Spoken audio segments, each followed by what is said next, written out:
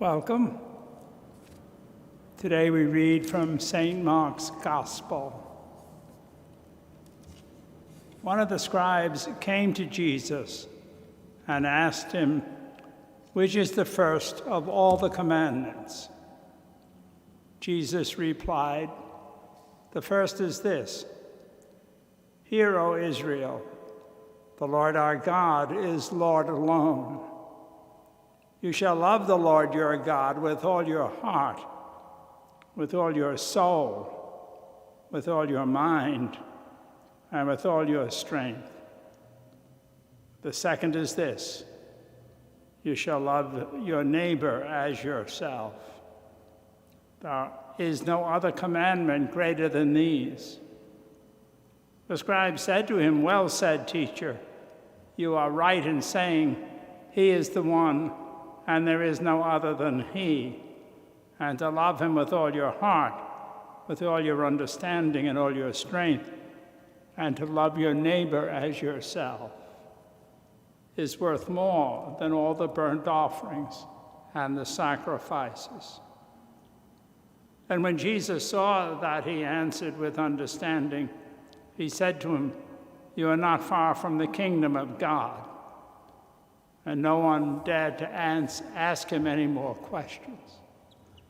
The Gospel of the Lord.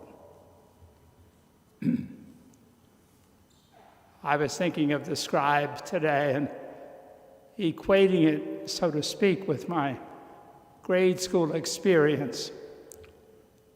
If there was any academic pursuit that I showed any sort of aptitude for, it was religion.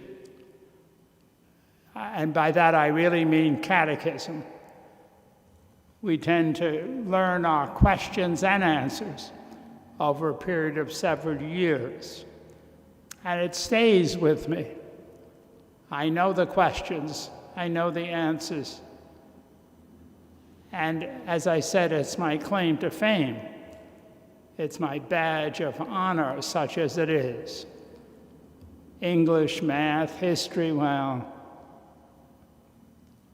And all of a sudden, I start identifying with the scribe.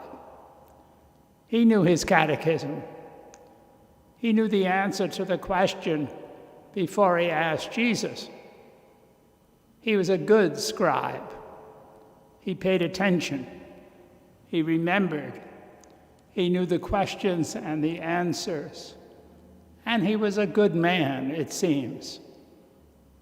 And yet at the end of it all, Jesus says, "Well done. You're very near the kingdom."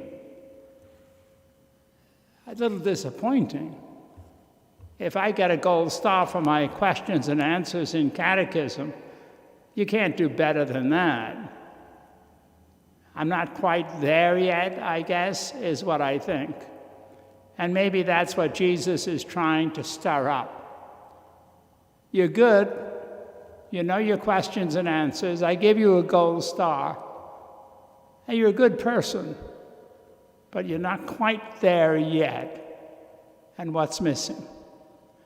Well, as I got older and more experienced, someone informed me that in the Hebrew writing, that the statement that love God and love your neighbor and yourself would all be connected by what we would call equal signs if it was a mathematical equation.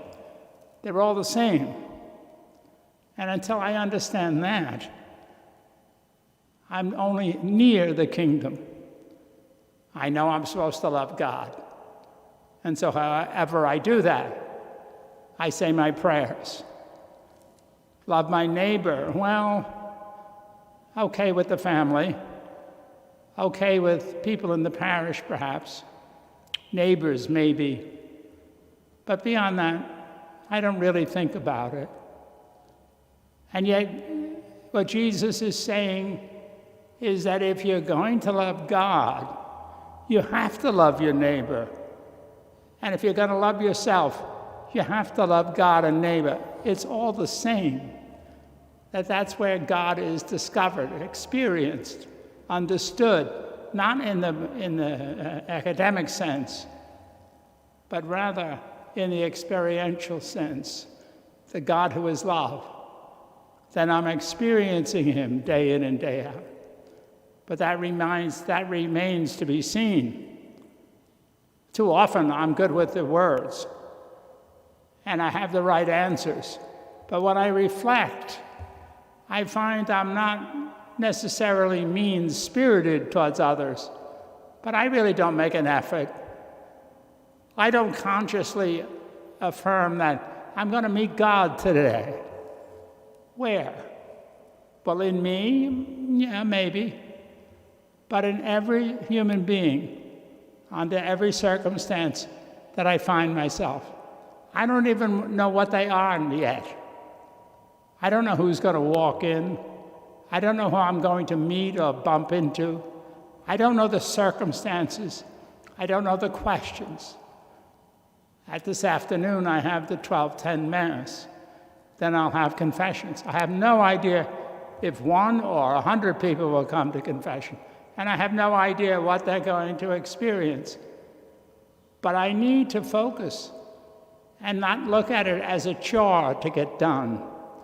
If I really believe that I'm going to encounter God, then I have to make an effort and realize that.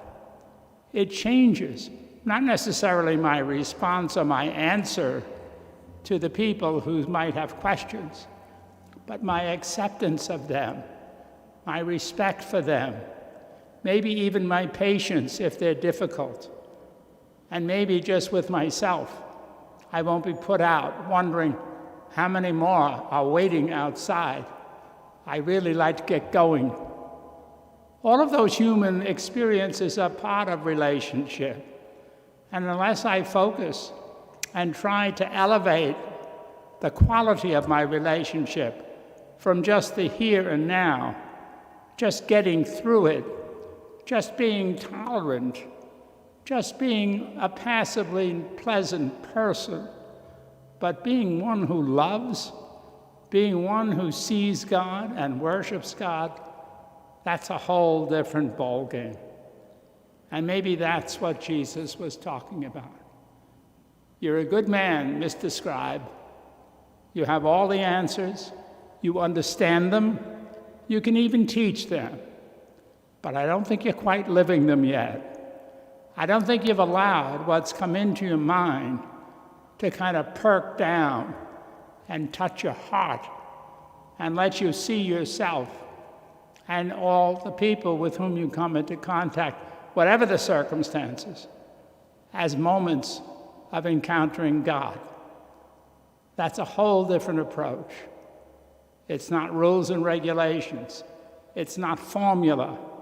It's not just standing up and reciting words that have absolutely no meaning particularly, other than I get them right. There's a certain satisfaction to that. I get my gold star, but I'm not experiencing God in me or in you. And there's a tragedy in that, because as Jesus said, if you want to love God, you've got to love your neighbor and yourself. You've got to make that effort. You've got to let my words touch you. I have to pray every day, probably, because I have to remind myself.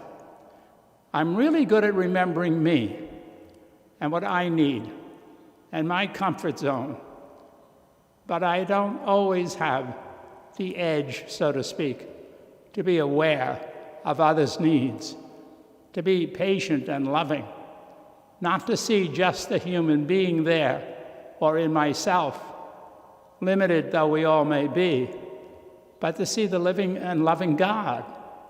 And that will change the quality of my response. And then, finally, I will be in the middle of the kingdom. I won't just be near it. I won't almost, but I'll be there in the midst of God, in relationship, the God who is love. I hope your day continues to be safe. Continue to pray for one another. God bless.